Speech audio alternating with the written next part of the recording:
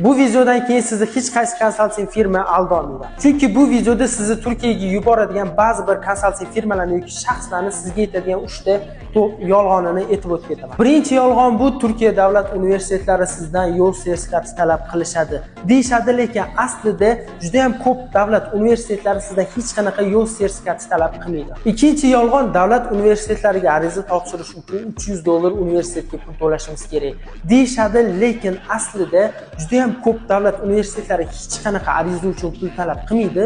Ba'zi universitetlar bor, ariza uchun pul so'raydi. Bu pul miqdori uzog'i $50 bo'ladi. Ya'ni sizga bu yolg'onni aytayotgan inson $50 universitetga to'lasa, $250 bilan oilasini boqadi. Uchinchisi: davlat universiteti bilan bizning to'g'ridan-to'g'ri shartnomamiz bor deb yolg'on aytishadi, chunki hech qaysi davlat universiteti qaysidir bir shaxs bilan yoki konsalting firma bilan shartnoma imzolamaydi.